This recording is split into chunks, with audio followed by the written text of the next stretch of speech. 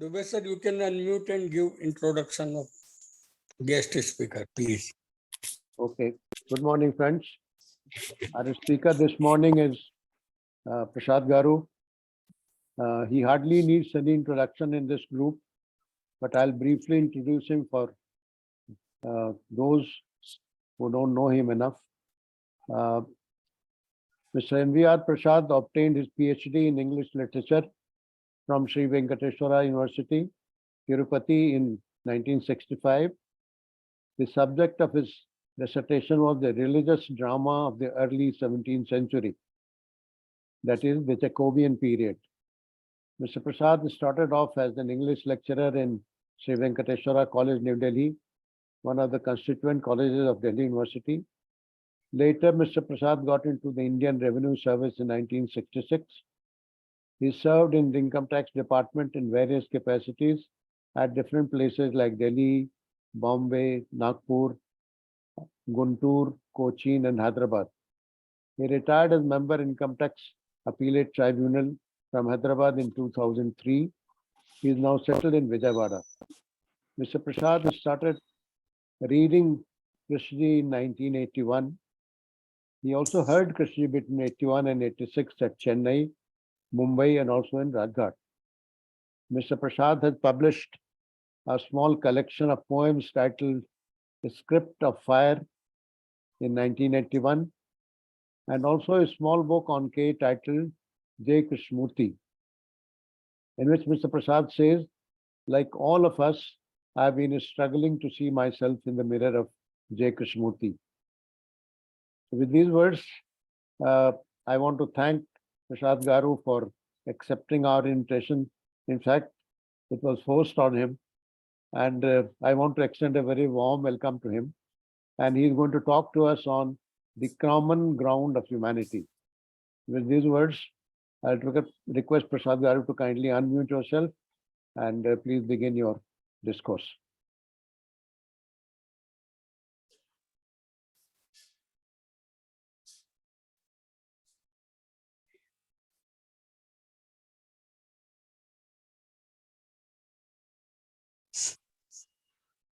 I'm thankful to Dubey ji for suggesting this topic for me. Not that I can do justice to the topic, but I will try to share whatever I understand of it. Normally, we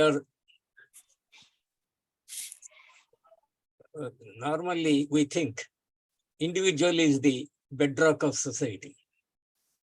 He is the main actor in the society, because everything depends upon the individual. The voter card, the passport, the legal protection for the individual, his properties,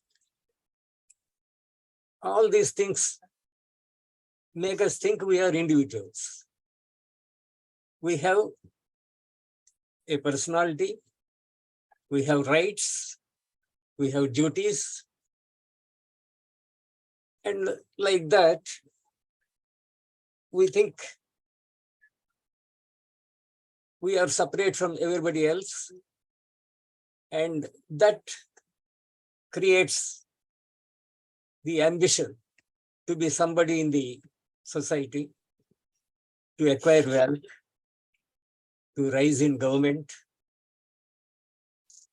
So to make a mark, that is the ambition of every youth, and that is the ambition of every parent also, to see his son prosper, acquire wealth, go up in society, acquire fame, etc. This is the normal thinking of everybody. And even when there is a spiritual quest, if somebody is interested in the spiritual sphere, there also you try to acquire moksha for yourself, liberation for yourself, enlightenment for yourself, whatever we may mean by those words, it is all an effort by the individual for the individual. That is our direction. That is the direction in which we move and think we are progressive. But this creates a society where there is a lot of competition, a lot of comparison,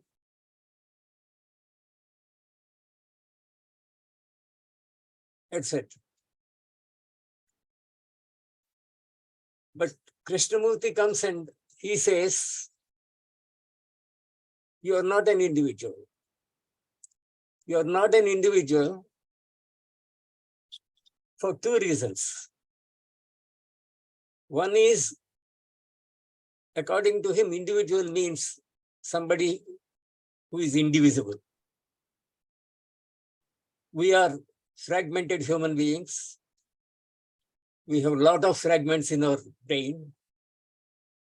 The content of our consciousness is all fragmentary. So you are not an individual. That is one reason. Second reason he says is, you share the consciousness of the humanity. Your consciousness is not separate, even though you think it is. So you share the common ground. That is our topic today. The common ground of humanity. That is, you share the consciousness of humanity. Your consciousness is not separate. There is no watertight compartment in which your consciousness dwells. It is connected. You are all connected. We are all connected. And that is a perception which is difficult to accept because it goes against our tradition. So I will play a video which says these things in Krishnaji's words.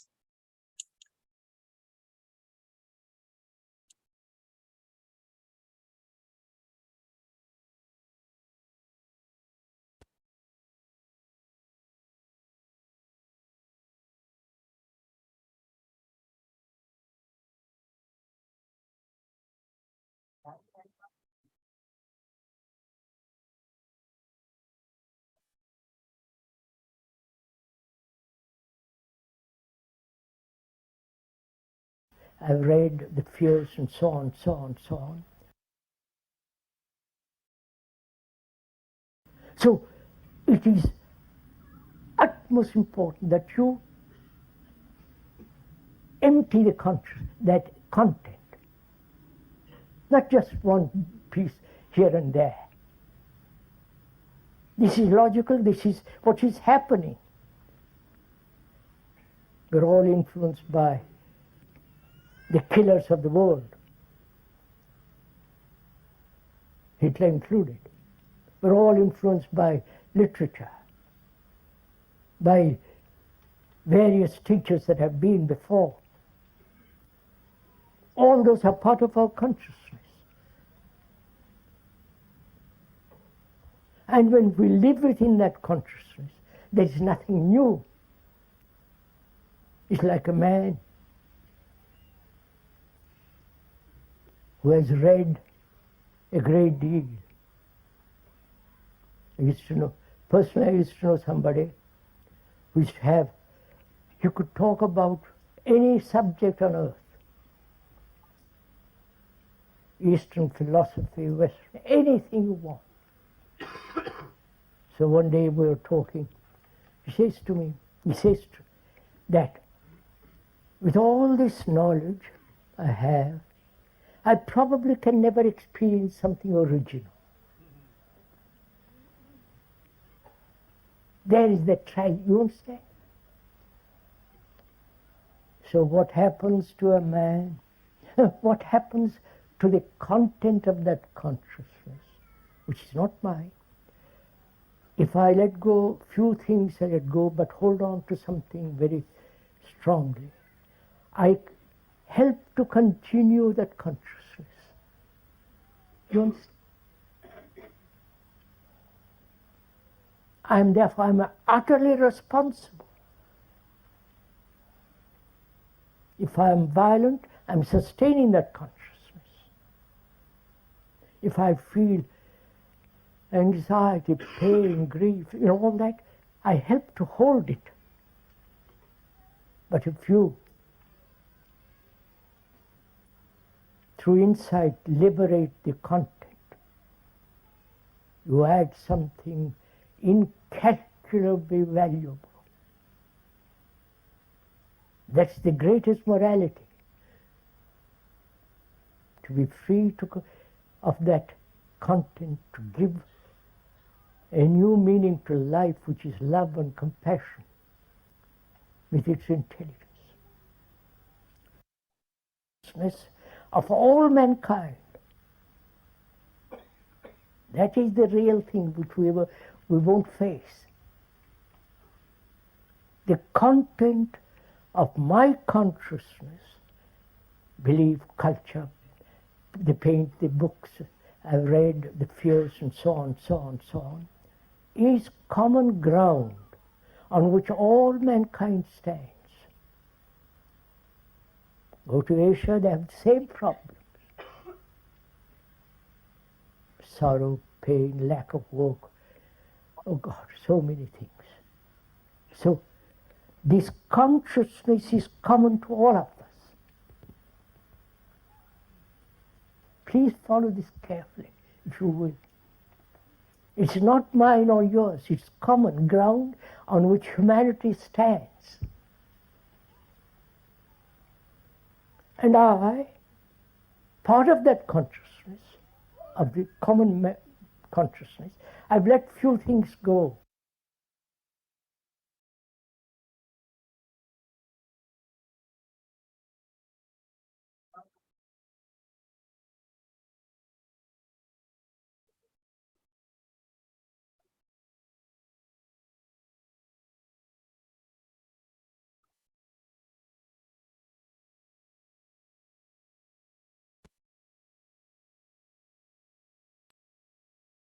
So, sir, I think I played the video from the middle in the beginning, and then I came back to the beginning.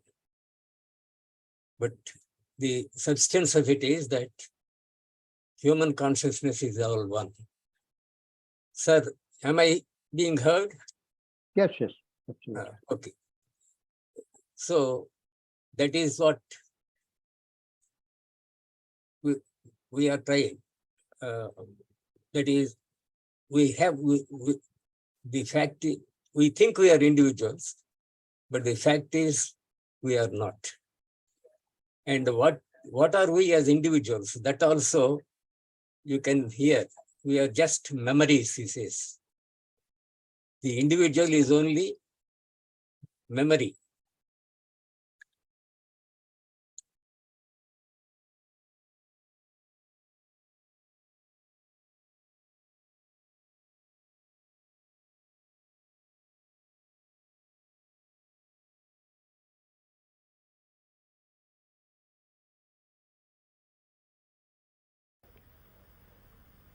So does few people in India let go.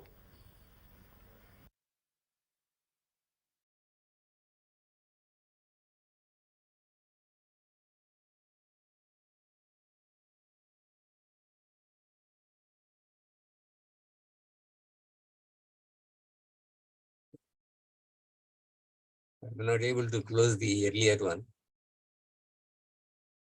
You can come here and click this one where it is open. Which one? Here, at the top, 138, your consciousness is there. This one, yeah. I don't know if you can see this arrow. Top of the screen, left corner. It's a sign of YouTube, which is playing, and there is a cross. Just hit that. Yeah, hit this cross. Yes, yes, yes. Yes. Now go to share screen. Stop sharing the screen. Okay, you want to show something else? So We are saying we, our ego, our personality, our whole structure is entirely put together as memory. We are memory. Right?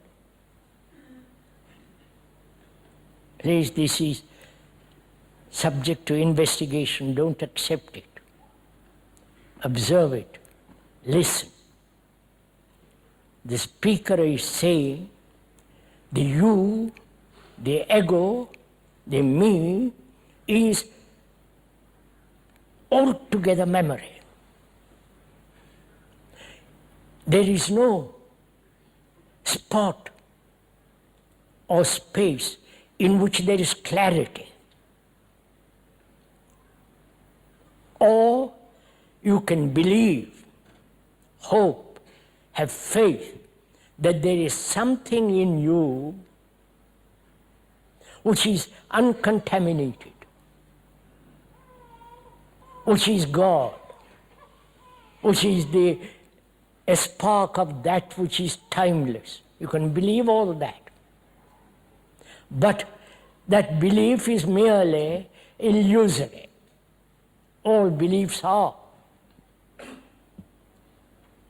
But the fact is that our whole existence, we are entirely memory, remembrance.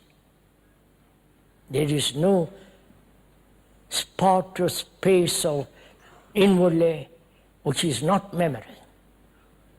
You can investigate this if you have time, perhaps not this morning because we have a lot to cover. But if you are inquiring seriously into yourself, you will see that the me, the ego, is all memory, remembrances.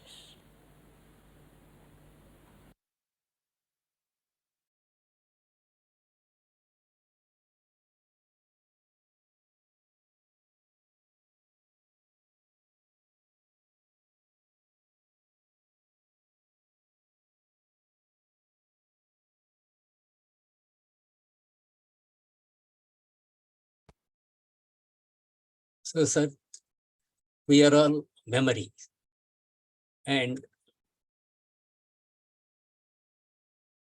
But we have so many prejudices. And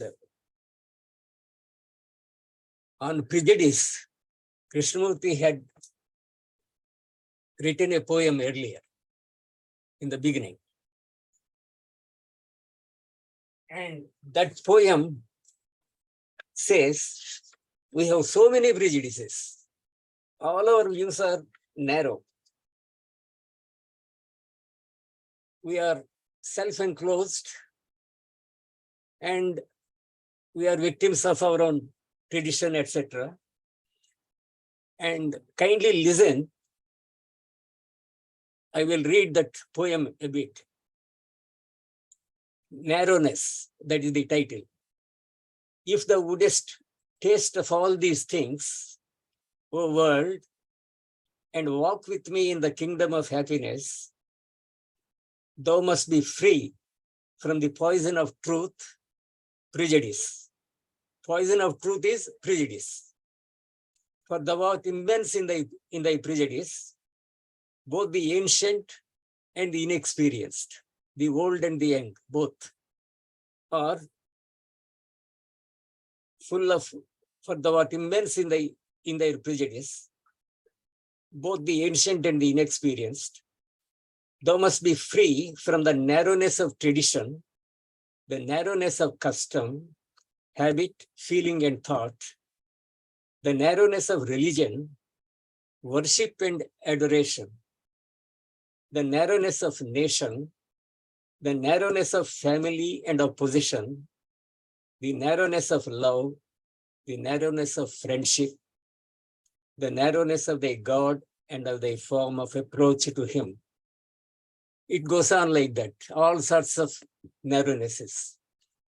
We are full of prejudice, and that is because we think we are individuals. Because of our belief that we are individuals, we have all these prejudices. And in another result is we spend time more than reasonable amount of time in acquiring wealth, in competing, etc. So the basis for conflict, of any type of conflict, is the basic wrong notion that we are individuals.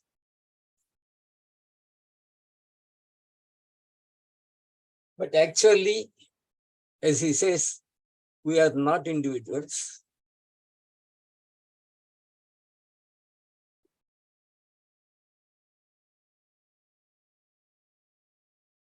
We are sharing humanity.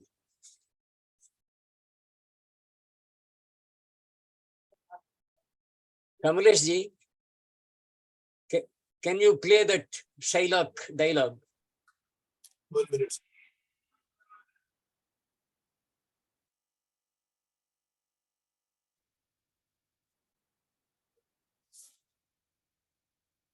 Yes, this is from Shakespeare. There is a Jew called Shylock. This is from the Merchant of Venice. It is a play by Shakespeare, very famous. And there Christians look down upon Jews. They insult Jews. And he says, what is his reason for his prejudice against me? For his hatred towards me? What is his reason? I am a Jew. Hath not a Jew eyes? Hath not a Jew hands, organs, dimensions, senses, affections, passions, fed with the same food, hurt with the same weapons, subject to the same diseases, healed by the same means, warmed and cooled by the same winter and summer as a Christian is? If you prick us, do we not bleed? If you tickle us, do we not laugh? If you poison us, do we not die? And if you wrong us, shall we not revenge? So it goes like that. I think any section of people who are discriminated against, they can quote this passage. That is, in India, for example, we think Dalits are a lower category. They can say the same thing. Do we not laugh if we are tickled? Do we not die if we are poisoned? Which means the commonness which we share with everybody else, the commonness of our existence, of our consciousness. This is what I am trying to say is, this is not simply from Krishnamurti, this is from literature. The greatest dramatist of England, he also had something like this. And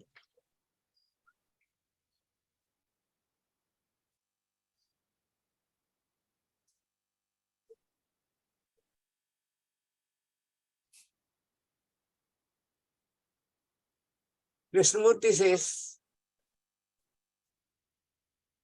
we have to empty the consciousness.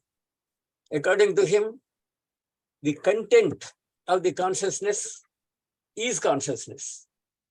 There is nothing separate from the contents of the consciousness. If you do not empty it, then it continues after death also. He has said that first we have to rid ourselves of the illusions. We have many illusions, like faith in reincarnation, because we are basically searching for gratification, comfort. So as individuals, we are in search of comfort and gratification. He has given the example of the Egyptian pharaohs who prepare themselves for death, for the afterlife, after death, by storing their tombs with all their belongings, lot of grain, etc. He says that is one way of preparing for death. That is as individuals. With the notion that you are an individual, you have your own personality, your own future. They were preparing for death. That is one thing. Then the next reaction is reincarnation. Reincarnation means that you have a next life, a better life, where you can have a better house and better position and all that. That is the next approach. And then he also refers to the Christian approach, which is resurrection. That Gabriel the angel takes you somewhere. That is, all these are conceptions, suppositions, imaginations. The fact is, when one dies,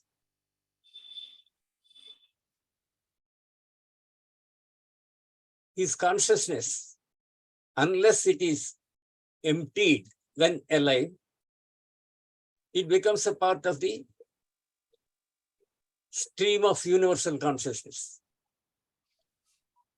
So he says, you have to, it is your responsibility to empty your consciousness. Empty it not partially, but completely, fully. That, he says, is a great service to humanity, because you are introducing a new element into the human consciousness, which is common to everybody. So, the commonness is the fact, whereas individuality is an illusion. We live in illusion.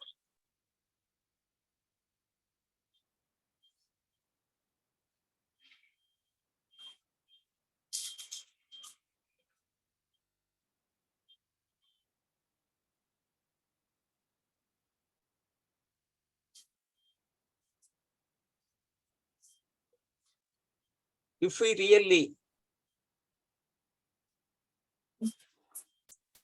we are really convinced by his statement that he says it's very difficult to accept that you are part of human consciousness, that you partake of human consciousness. That is very difficult to accept, but you may intellectually accept it, but that is not acceptance. Acceptance is when you feel it with your heart and mind. You have to feel it. You have to feel that you are part of the human consciousness. And because of our conviction that we are individuals, we seek immortality in many ways. That is also, he says. We seek immortality through books, through paintings, through progeny. You think by getting children, you become immortal through them. So all these are attempts emanating from the conviction that you are individuals, that we are individuals.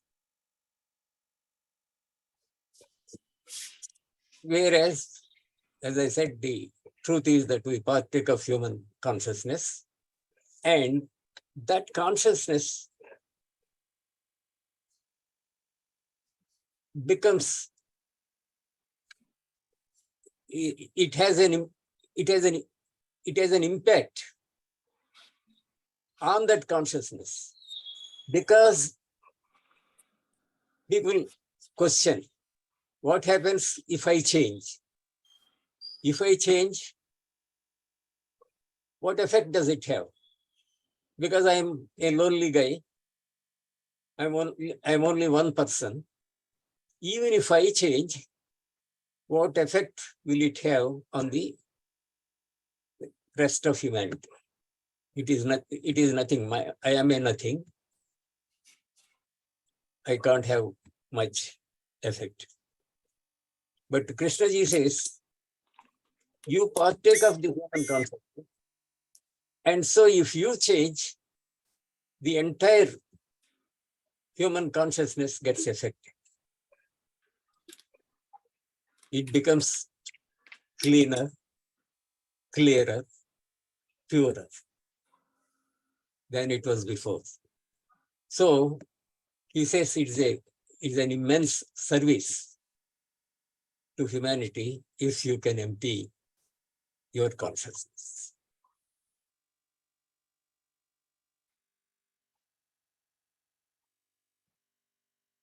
And he says, if you realize that you are the rest of mankind, you will never kill animals. You don't want to hurt another psychologically. See the impact of it. When you subscribe to the idea that you partake of the human consciousness, there is a big change in behavior. You won't compete. You are not so anxious to amass wealth. Now we are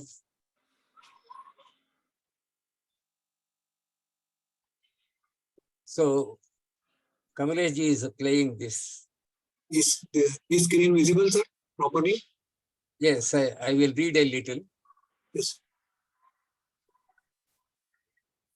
One wonders how many of us realize this fact that we are sharing human consciousness.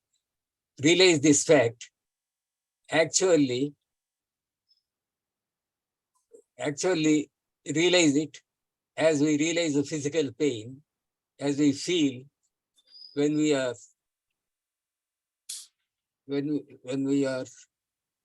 affectionate, tender, quiet. 1 minute, sir. This is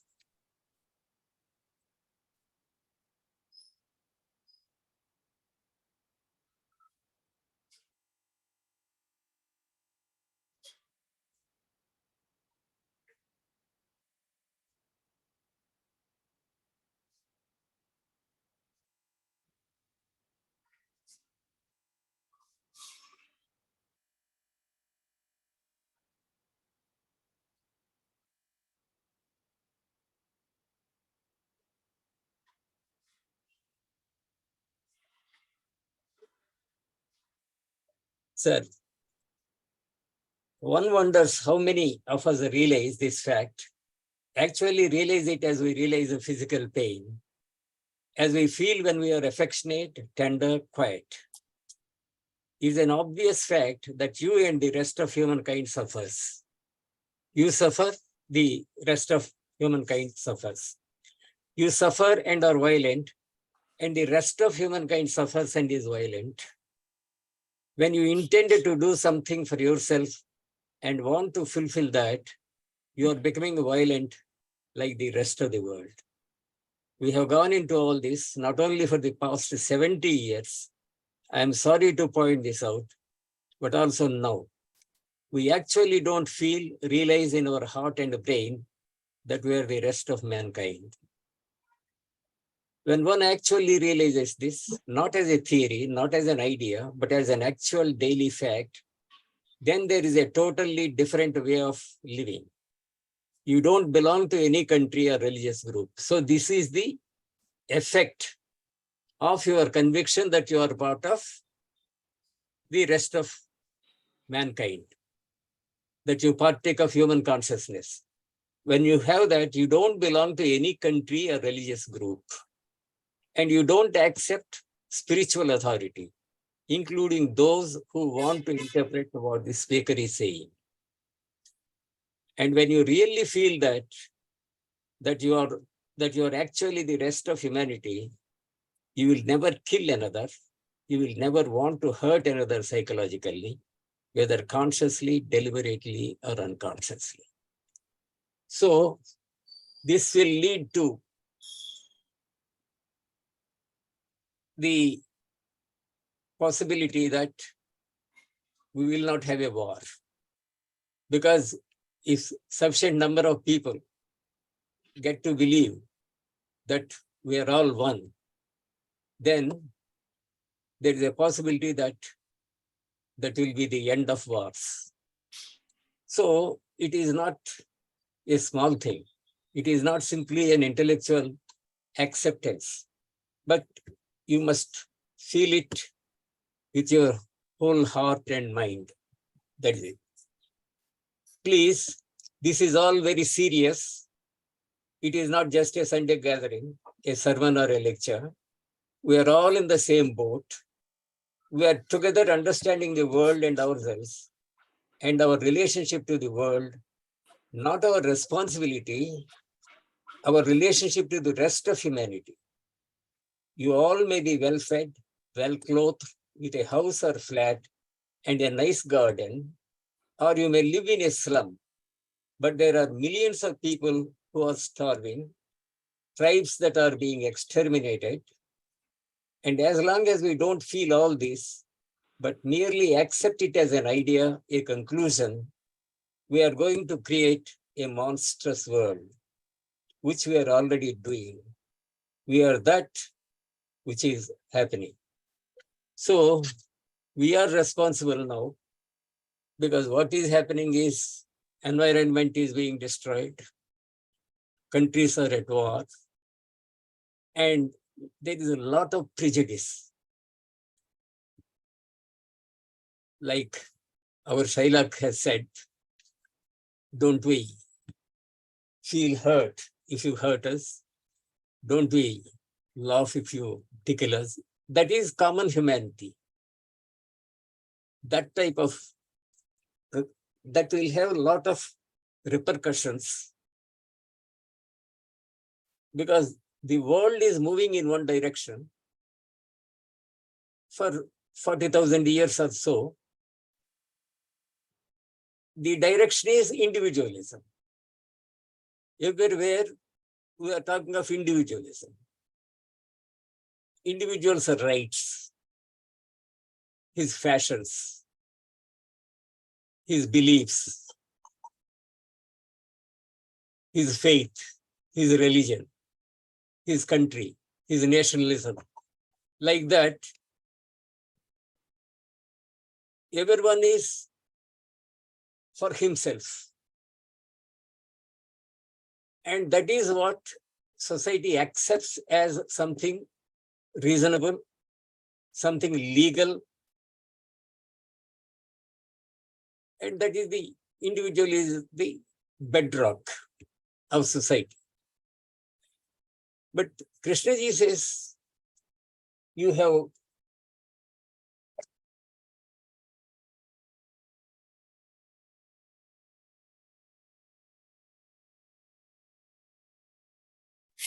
Sir, shall I stop the you can close hearing? it.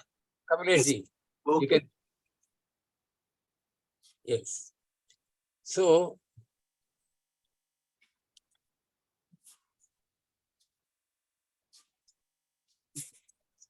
the Krishnaji is, to my mind, is more like a scientist. He won't accept anything on mere faith. All our traditions, our faiths, all these things have no validity. They have validity only because millions believe. But belief is not truth. Faith is not truth. Truth may be entirely different. It may not have a majority of followers, but truth doesn't require majority. It is not a voting system. So this will have a lot of repercussions. It is not simply an intellectual circus. It is not simply to accept one thing.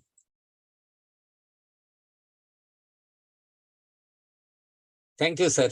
That's all I think. Thank you, Prasad Garu. Thank you. Very nicely placed.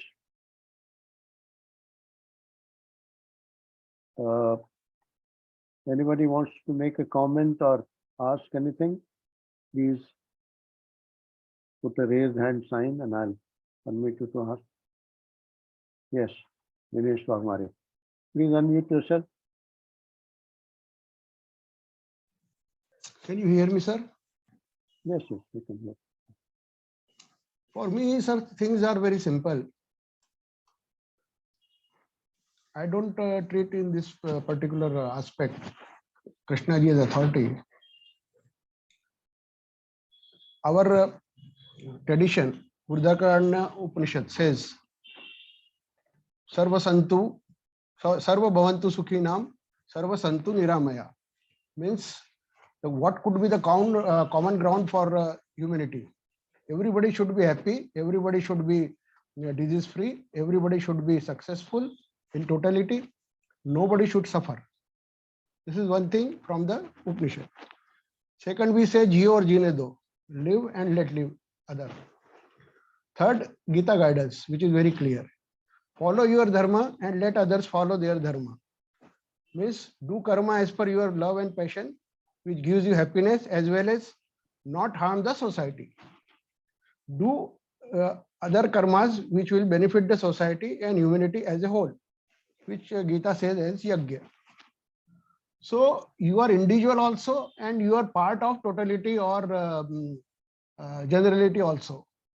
So even JK says at many places you have to tackle your individuality. So you are both. If you see the fact, why if it is not the fact, why one is all the time following or pursuing the individuality? There may be the cause of this illusion or in background or whatever it is. But individuality is our day-to-day life affair. Even we see that in humanity there is a generality. Everybody has got two eyes, two ears, etc., etc.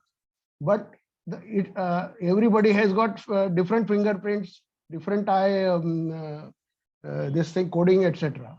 So it is a both individuality also and totality also, and one has to take care of both. That's what I think. Thank you. Prasad Garu was talking about the psychological content when Krishnaji says that we are not individual, it's a collective, it's about consciousness, not about your daily life. Of course, we are individual. I have a different, color of my skin and I speak a different language. I like different kind of food. That is not what is being discussed.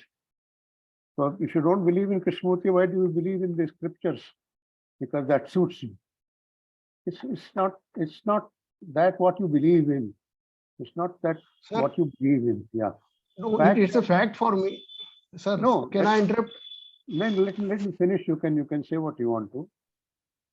We are individual in our daily life. But what Krishna is talking about, that the content of our consciousness is same anywhere in the world we live. That content may vary from individual in the sense that I may be worried for my promotion, the other man may be worried because his son is sick. But our content, the worry, fear, anxiety, that content is common anywhere. This is what Prasad Garu was talking about. This is what I wanted to say. Yeah. Can I say something on this? Yes. Sir, we are giving too much importance to intellect. And nowadays, most of the people are, we can say that they are intellectual, or our whole study is based on that.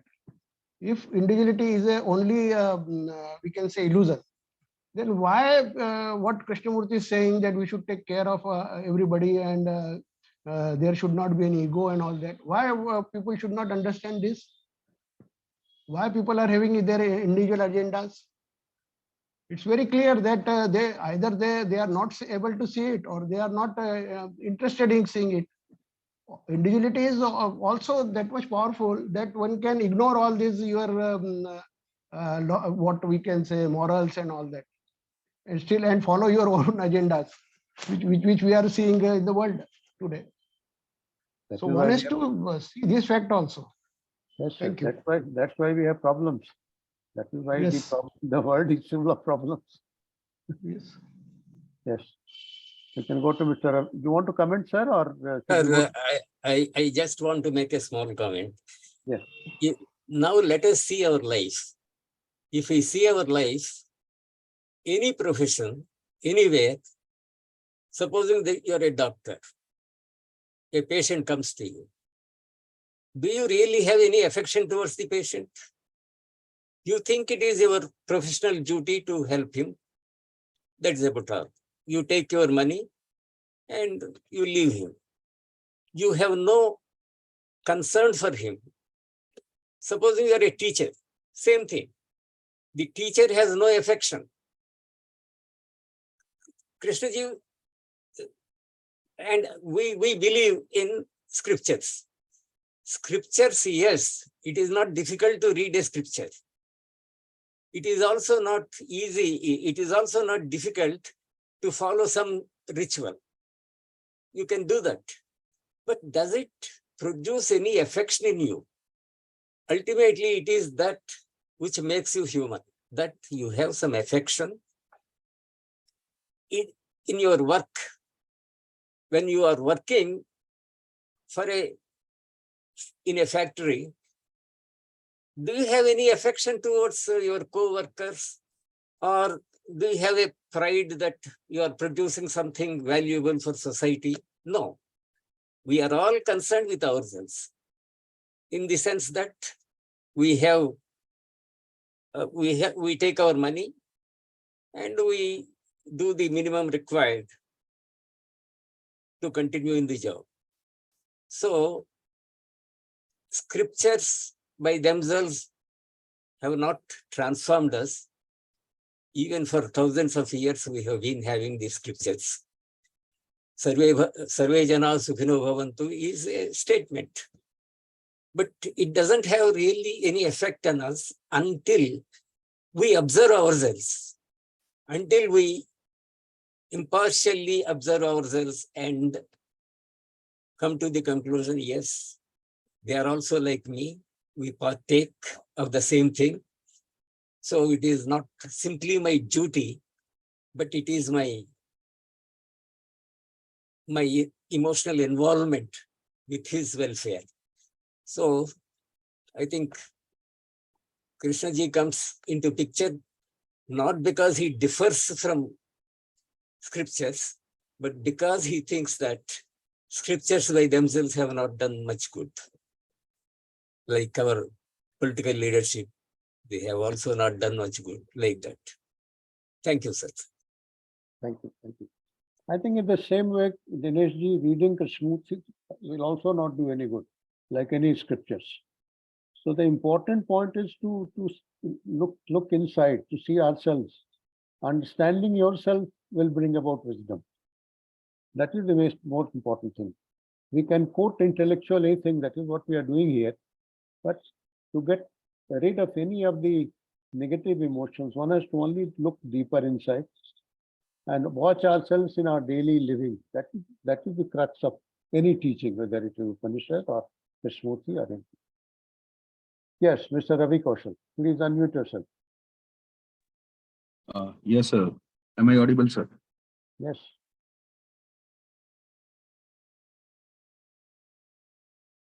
You are muted again. Hello. Yes, we can hear you, but can't see you.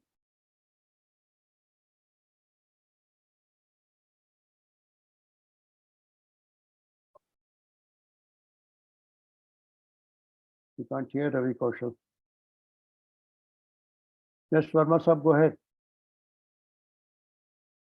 Please unmute yourself. Okay. Am I audible now, sir? Yes, yes. Okay. Thank you. A very good topic. I never thought that I'll keep on writing like this, listening to him. Because he has used, Prasad ji has used this word, in the mirror of Krishnamurti. In the mirror of Krishnamurti. Mirror is used to look into yourself. We are influenced by JK's words, but to see something as it is, we have to be free from even that. Yes, consciousness is the common ground because consciousness is one only. I can realize this. But content of my consciousness is same. That content depends on the conditionality of the individuals which we are denying. So content, I am not, of course, content in one way is same because I do certain, our desires are same, something like that, and the repercussions are same, effects are same. Everywhere the suffering, sources of suffering appears to be same, but still they are different to me. Consciousness is one, but conditionings are all different as memories, experiences, sensibilities, sensitivities are different. When we are saying we are memory, what are we? When we are saying we are memories, what are we?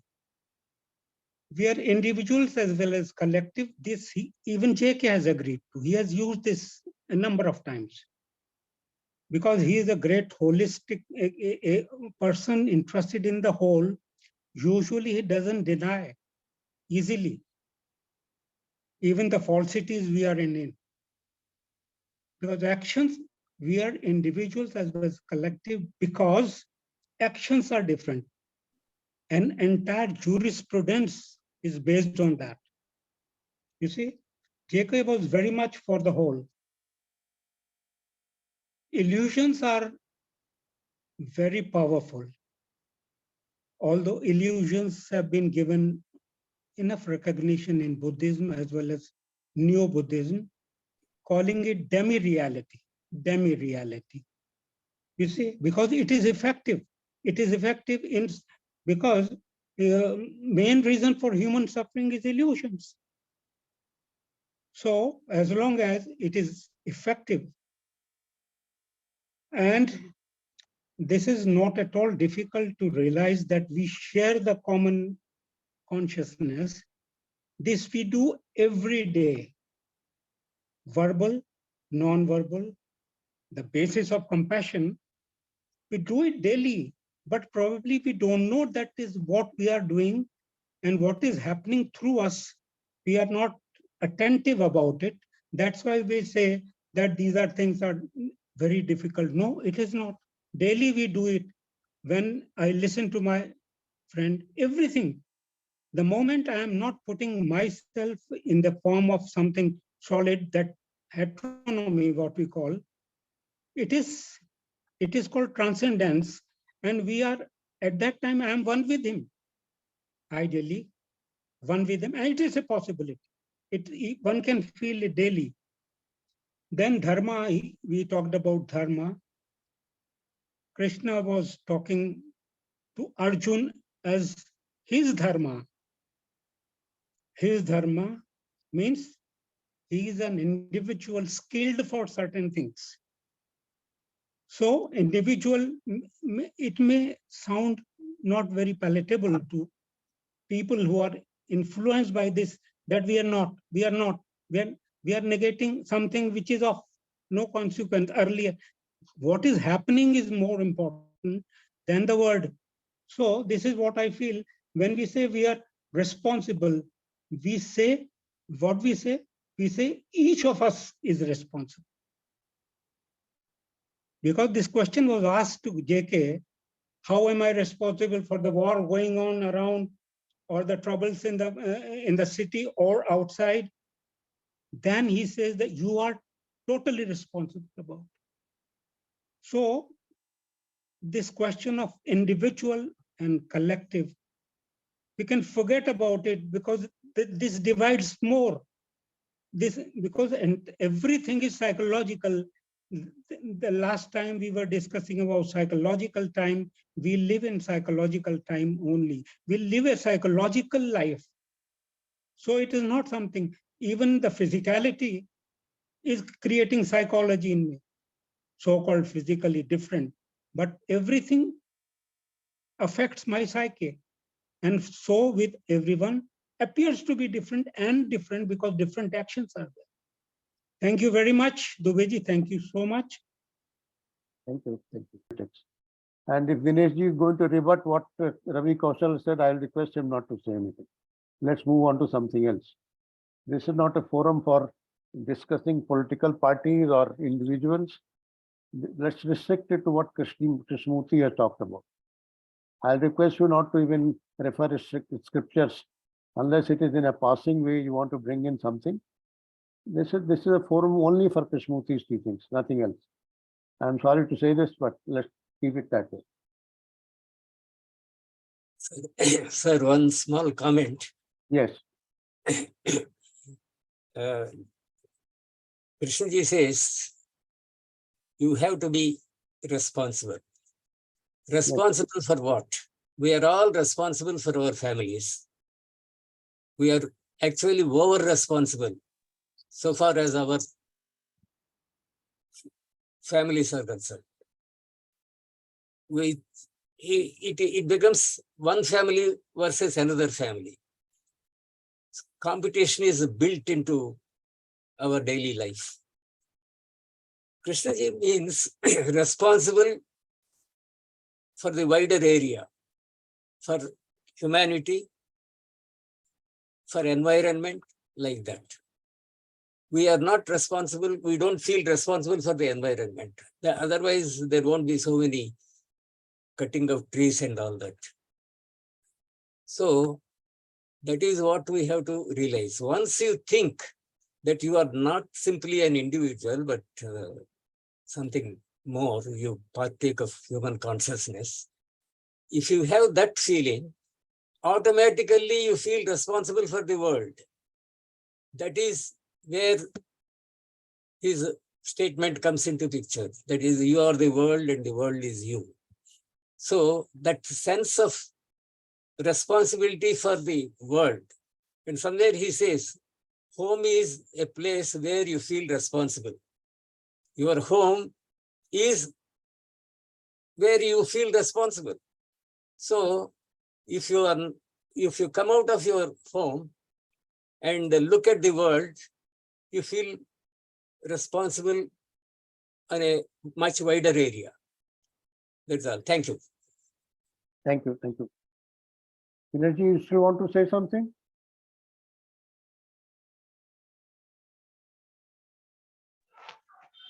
No, sir. Thank you. Okay, okay. Yes, Pradeep ji, please unmute yourself.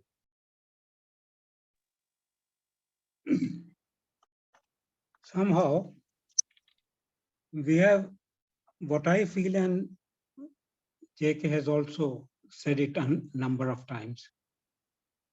The common ground to me is the love. Love that connects everything to everything else. You see, love, intelligence, and freedom, these things, these three things, ultimately, he sums up as in love only. And love not for individualistic love, unconditional love for everything, everybody. And this again is a possibility. There is no doubt about it. It's a possibility. And of course, individual conditionings express this basic instinct of love in differently. At times, love creates problem in the society also, but in the base there is love only. So the common ground is love, and how it gets distorted, that is what we see around in the form of violence, in the form of all those things which lead to that. Thank you. This is all what I wanted to say. Love is the thing, love and love. Thank you, Pradeep ji. I think it's important to, let's take the smallest unit of our society, which is our home. Have we been able to create that kind of atmosphere where people have freedom to say something? Are we compassionate towards everybody in the family, whether somebody is intelligent, somebody is less intelligent, somebody is able, somebody is not able? If you can create that feeling in a small unit, you can replicate it in a bigger unit. For example, I have experience of working in a Kashuti organization for a long time. It's a small unit compared to what we have in society and so on. I also worked in government for many, many years. But in the community, for example, in Rajghat or Rishi Valley, there are hardly 300 to 400 people. But by and large, we are compassionate to everyone on the campus, whether he is a class 4 employee or somebody who is in sanitation. If somebody gets sick, we all take care of him. So if we can do that in a smaller group, there is a possibility that we can replicate it in a larger group also. That is a possibility. But I think it has to start from ourselves. We are the smallest unit. I remember Krishnaji talking to a group of VHU students in Rajghat, and he said, sir, without compassion, you are not being educated rightly. So he gave importance to compassion. At one time he said, without compassion, there is no intelligence. See how he looked at it, So that is very important. Are we irrespective of the person you are looking at, can we respect him for what he is, rather than bring him to the level of, my level, and then only I communicate with him? That is the problem that we have in society. And if I take the responsibility of, creating the whole society as an ideal society, then I think I'm a fool. Can I do that in the smallest unit that I'm heading? And see the challenges that I face in my daily life, in my relationships. Can I create a situation where even though I get hurt, I can come out of hurt without getting wounded? Can I do that? So those are things that one has to test individually. It's very easy to put the blame on anything else because I'm not part of it. Professor Krishna was telling that, when Gandhi ji was assassinated, Krishna was in Bombay and somebody went to him and he said, Gandhi ji has been killed. See what people are doing. And Krishna said, sir, you are all responsible for this. Each one of you.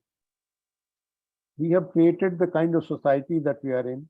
And that's why there is so much, violence and everything. Anyway, that is something which we can discuss at any other day. Anybody else who wants to comment on it?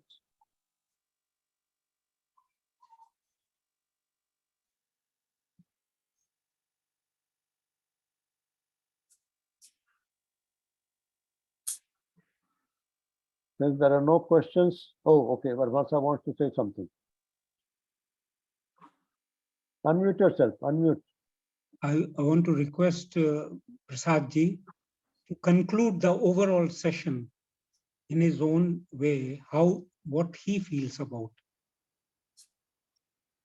I'll request him to say something, and another time will be over. Thank you. Thank you, Prasad ji. Sir, sir, there is nothing much to conclude, but I feel lack of affection is one of the is the main ill of our society. Whether it is Western society or Eastern society, we have no affection for anybody or anything. We are just involved with our families because we think they belong to us. There is a sense of ownership there. I own my wife, I own my son, I own my property. So to that extent, I am responsible. I defend and all that. But otherwise, in my professional life, I have no affection. I have only concern for winning the case, if I am a lawyer, winning the case, just because it gives me a little more money. That is the attitude. A minister also, these days, I don't think he is concerned about the welfare of the people. He is more concerned about his winning the election and continuing in power and getting the benefits of those things. If this sense of affection has to come into picture, we must possibly try to understand what he says by saying we are on a common ground. It may not be easy to accept that statement. It may not be always, we may forget that also many times, but we have to try to remember that, because that is highly conducive to remove most of the ills of our society. When I think I am partaking of human consciousness, it doesn't necessarily stop there. It extends to the entire animate world, to the animal world, to trees. We don't cut a tree easily if you have that feeling. The problem with India is we have been repeating our scriptures without really making them without allowing them to make any difference to our lives, daily lives. Our daily lives are lost in the quest for money, power, position, etc., etc. So it is, I think, necessary to contemplate on that statement. You are the common ground. You stand on the same ground as others. Thank you, sir. Thank you. Thank you. Thank you. Very well said. I think with this note, yeah, please. Yes, please. Yes. I am not that pessimistic about it. There are so many affectionate people, so many loving people around. Because my darshan depends on my experiences invariably, and we agree to that while reading someone or listening to someone, only that what we have experienced. So love and affection are plenty. In fact, this world is moving just because of that common love and affection among the people. Generally, we cannot generalize that it is so pessimistic. It is not. So this is the thing, because that is what keeping this world together in spite of our heteronomies, in spite of our individualistic experiences. Overall, this world is going on. Learning is there in different people. Affection is there. Thank you very much. Thank you. Thank you, Verma sir. I think it's a good note to end with. And I think it's important because is it possible for us to listen to somebody even though it is very, very unpleasant and not create an image or get hurt? Is my behavior dependent on how others behave with me, or it remains same irrespective of how people behave with me? So these are questions that we have to ask ourselves. If I continue to be nice and compassionate to anybody, irrespective of their behavior, not expecting a result, but I can assure you it will make a difference. Gandhi ji used to clean his toilet in Sabarmati ashram himself. He didn't say anybody to clean theirs, but within a few days, everybody started doing the same thing. So I think we have to set that example. Example is a bad word. I think we have to do it ourselves. The buck starts from us. If I'm compassionate, let's see how things happen to us. That is very, very, that's what Krishnamurti says. When I look at myself in every relationship, how do I respond? What goes on inside me?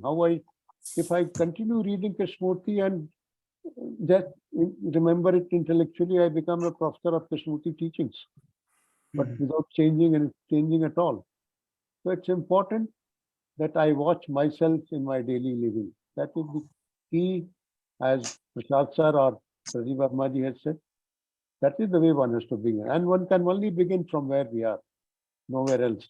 I can't take an ideal and begin from there. Thank you, Prasad sir. It was a very nice discussion. You gave lots of food for thought. And just an announcement that on 6th of August and 13th, we will not have a session. But on 20th and 27th August, we'll have sessions. So these 2 weeks, Sunday will not have any session, but Thursdays will continue to have sessions. Thank you. Thursday Dubey sir will take. Thursday Dubey sir will take. And next Thursday, Chidanandji will take. That is in summary. Thank you very much, everybody. Thank you. Thank you. Please end it.